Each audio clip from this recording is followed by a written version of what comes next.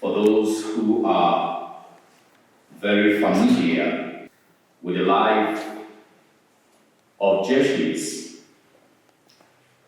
you will recall that the teaching of catechism, especially to children, is one of the promises that we make at our final incorporation.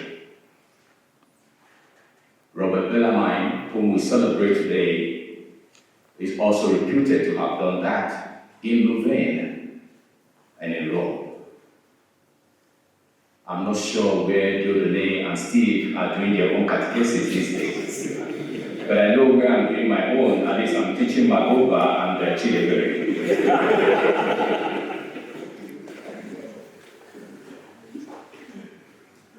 Over 6 years, as I worked in the parish, this was one of the aspects of my life,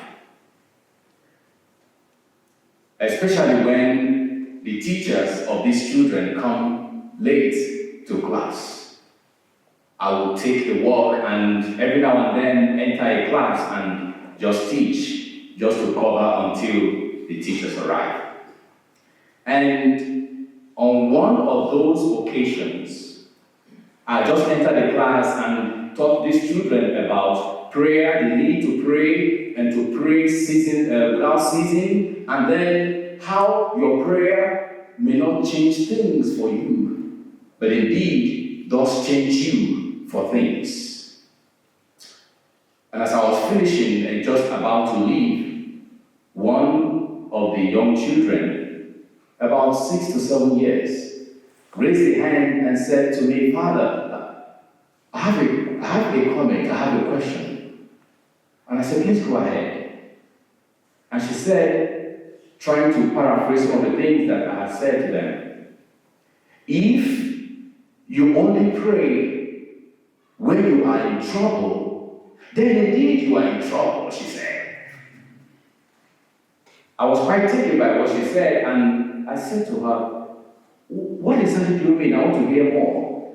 And just before she said more, another child just opposite of her took up the whole discourse and said, "Yes, if you pray when you are in trouble, then you are really in trouble, because such attitude reveals that you are not committed to God, but you are committed to yourself and to what you seek."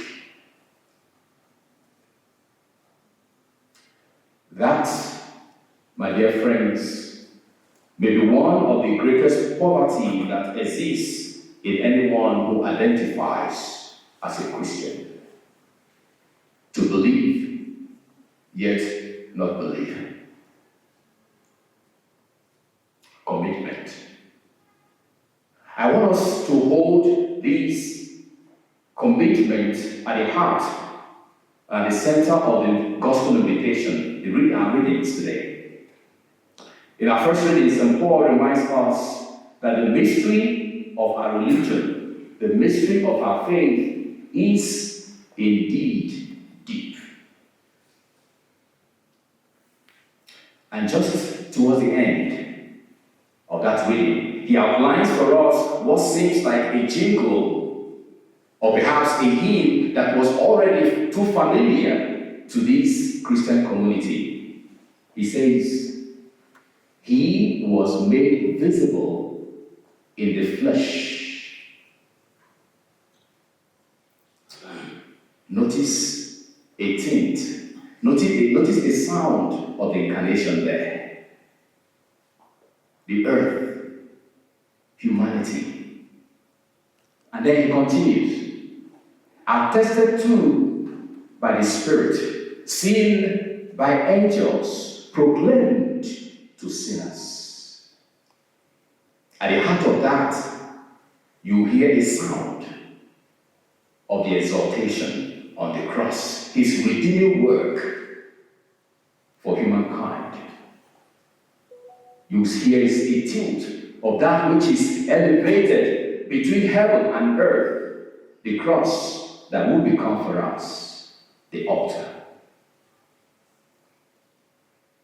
He continues, believed in by the word and taken up in glory. A sound of the ascension into heaven, into glory. Dear friends, incarnation, earth, where Christ unites himself with us and becomes Emmanuel, one with us. Exaltation, the altar of the cross, the altar of sacrifice, where we unite ourselves with him. Ascension, where he draws us to a share in the beatific vision. At the heart of this relationship and interaction between heaven and earth, you notice, is the cross, the exaltation, the altar, the place of transformation. And indeed, we will hear those words of St. Paul. The mystery of our religion is indeed very deep. It is a mystery of reconciliation. Reconciliation with the self. Reconciliation with the Word. With Him who consistently reconciles us. Christ. And you must agree with me, dear friends, that only the man, only the woman who can stand by a commitment, only that one can truly and faithfully live out this mystery. Commitment. Commitment.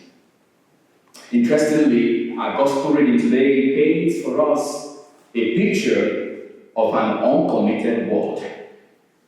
A picture of an uncommitted people.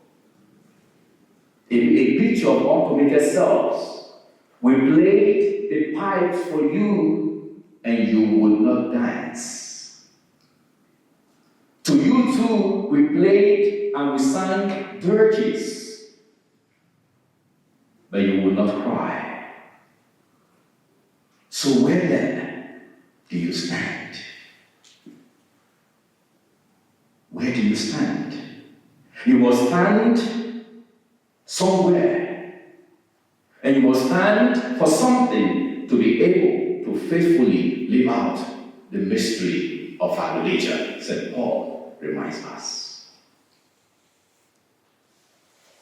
And indeed, if that place where you stand is this altar, the place of union with Him, the place of transformation, then by your union with Him here, you would have become reconciled enough to dance to the pipes in the joys of a joyful world around you. And indeed to cry to the dirges in the pains of a sorrowful world around you. For our world is constantly marked by this. Why? Because you will be standing not for yourself, but rather be standing with and for the one who constantly stands with and for you, Christ Himself. So He asks us again, where do you stand? And with whom?